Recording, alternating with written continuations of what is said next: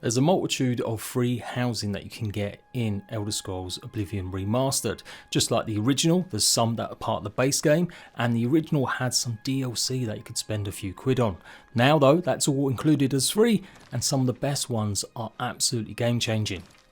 The homes are a bit more basic than Skyrim, and of course in Skyrim you generally get a whole ton of different crafting benches that you're able to go ahead and utilise. That's not such a big deal in Oblivion, since there isn't really that much of a focus on it. But there's definitely some buffs, and the main one of course is keeping your spare loot or stuff you want to save for later. You must realise by now hopefully that you may have put something valuable in a chest in a random spot thinking you'll come back later. There are only certain chests available in some inns and player housing that you can actually keep your gear forever without it disappearing. And even in some of the player houses, until you go ahead and upgrade them and spend coin on decorating and getting new stuff added, that also may happen again. So you always got to be a bit careful. Even with a player home, it's best to make sure you try and upgrade it, or definitely look up a wiki and see what chests won't respawn. Got that out of the way, let's take a look at one of the earliest ones that you can pick up that's got huge benefits. This is BattleHorn Castle. By getting it upgraded, you're going to get access to 15 extra Armoror skill, food and drink whenever you want, a steady influx of men and armed guards to help accompany you, plus some powerful meads and wines for you to get drunk on as you're lording it up over your servants. So it's really early game. Coral's obviously one of the places you'll go to in the early stages of following the main quest, and just directly west, keep following the path, you'll come across BattleHorn Castle. A quest will pop up that the castle is under attack from some marauders, and of course you're going to go and help them like the good Samaritan that you are.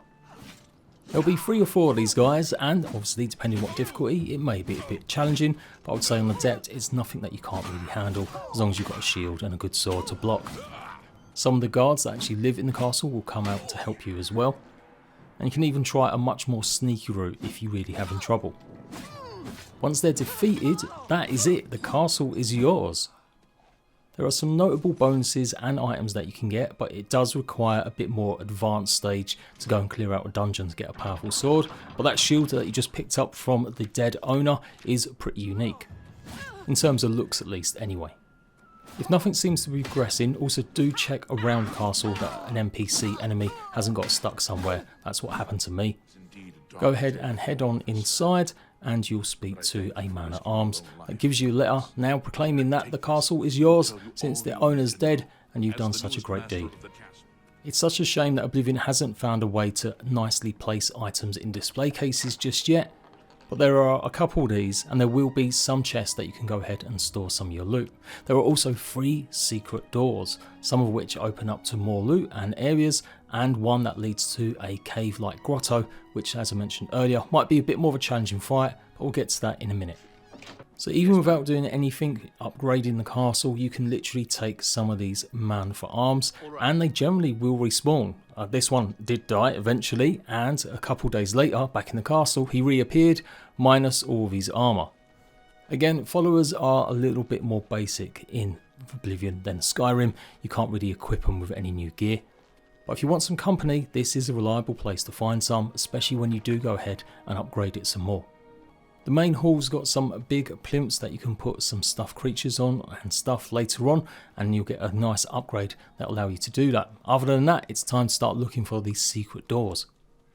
It's all rather basic. You'll find a bunch of living quarters for the staff in the basement and some more interesting things. You will have your own quarters, but I'll show that in a second. But go to the training room, it's pretty easy to find, and obviously you'll notice a mannequin and a special place to practice your arrow shots. But head behind where the actual target is, and if you touch the candelabra with the candles in it, it will activate a secret doorway.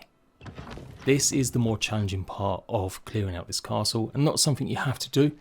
Not until you're at least ready, but it's worth having a save and then giving it a shot just to see what to expect.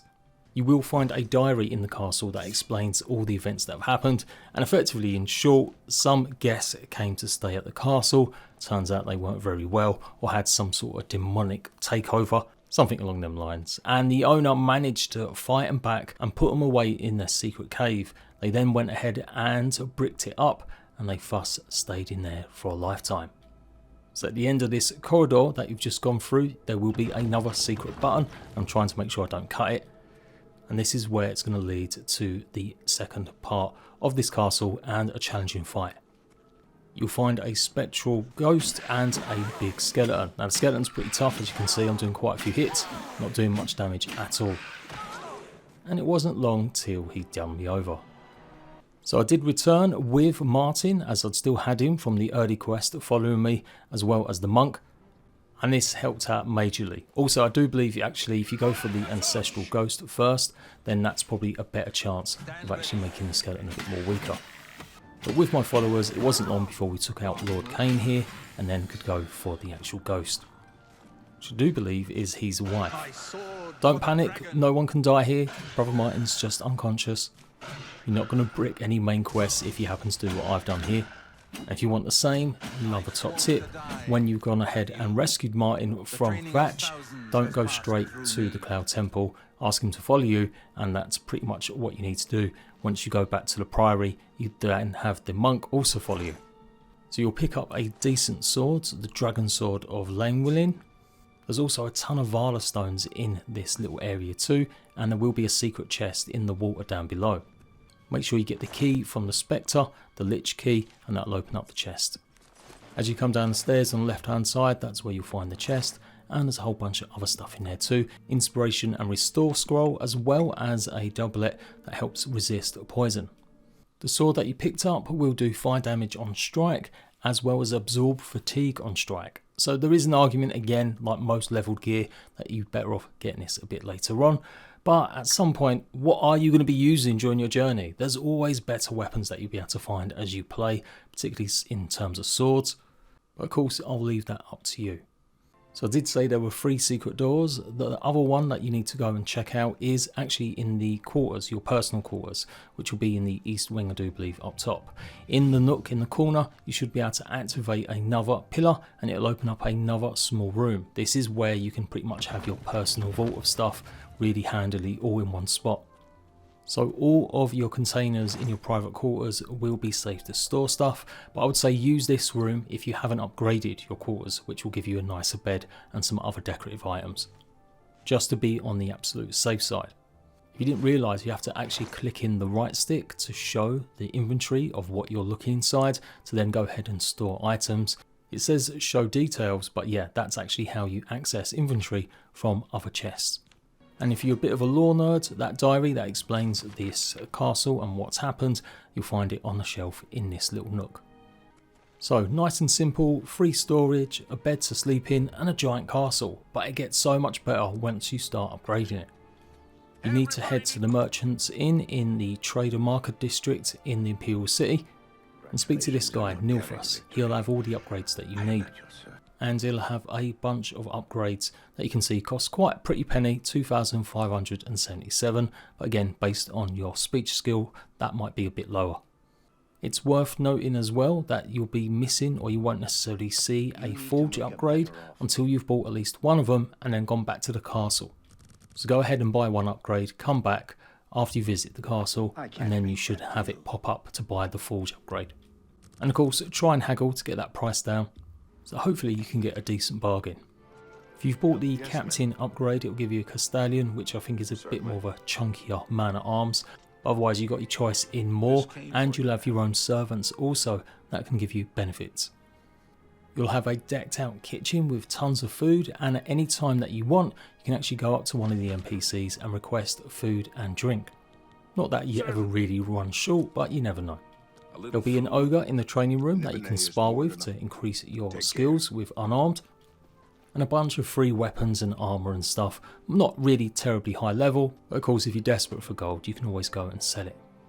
So I'm pretty sure, yep, these plimps are meant to be for some of the stuffed creatures that you can go ahead and get one of your staff to make for you, as long as you've got the animal drops. So you'll need like a wolf pelt, maybe a deer pelt, certain drops from some other enemies.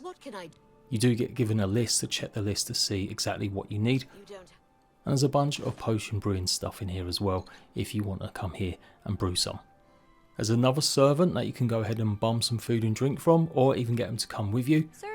She normally resides, I think, in your private quarters, which have had a bit of a spruce up. As you see, there's more books and stuff in what is technically your small little mini library. There also is a trapdoor that takes you to the rooftops of the castle inside the little vault area. And there's a couple of books on the side that will help increase your blade and your blocking in your quarters, so make sure you read them too. And also, for more heavy armour, definitely check out some of the books in the library, as there's another 2 skill books here as well. And once you've bought all your upgrades, leave and come back to the castle once more, and you should find a chest as spawned with this powerful bulwark shield. It's Lord Kelvin's, it's fortifying health, endurance and block on self by a good amount of points. Once you've found the shrine, you will also come across a altar that you can activate whenever you want from Julianus. And yep, say hello to my naked man at arms that died earlier. Down in the basement again, go ahead to the wine cellar and you'll get a ton of wine, lots of beers and stuff. You can actually take it from the barrels. There's about 20 of these that you can also go ahead and fill up if you really want to. Before the upgrade, you do get some of this stuff, but once you've upgraded it, you'll actually have your own winemaker in here as well. And if you give him the right ingredients, he can make some pretty powerful meads for you. He'll produce one of each kind every day, so it's definitely worth coming back here every now and then. As long as you've got all the different ingredients, you can actually get one of every kind of the different meads that he can give you. And a little pathway that I just took, which leads up to here, activates the 3rd secret way, and this is just a quicker way to get into the wine cellar from the actual castle.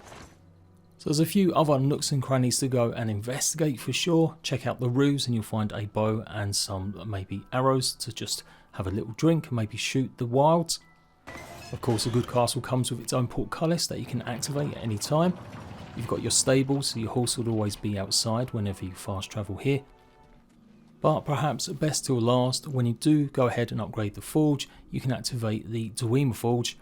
And this is probably the best thing, it fortifies your armour skill by 15 points. So early game, that's a game changer, because you'll then be able to go ahead and repair your magic items if you've managed to get over 25. Do have to be standing near it still, I do believe, to go and utilise it, although it may still end up being a temporary buff, I'm not too sure. But yeah, the old Oblivion, you had to be next to it. The blacksmith should still be here even if you haven't upgraded, and he can repair your items for some gold, so if you run out repair hammers, that's always handy. And pretty much there you go, that's it. It's a large place, it does take a while to get used to. The amount of times I kept going down the wrong direction trying to find some of these places in the rooms and stuff. But otherwise, really good, nice little bonuses and stuff. Definitely worth doing early game. Obviously with gold maybe being at a premium, is it worth upgrading? There's probably other places that you might want to check out. I know a wizard's tower that is very popular, and there's also a pirate cove that you can make your home that gives you access to a whole bunch of different trainers. But I still think this is worth absolutely spending some coins on if you've got a nice little influx.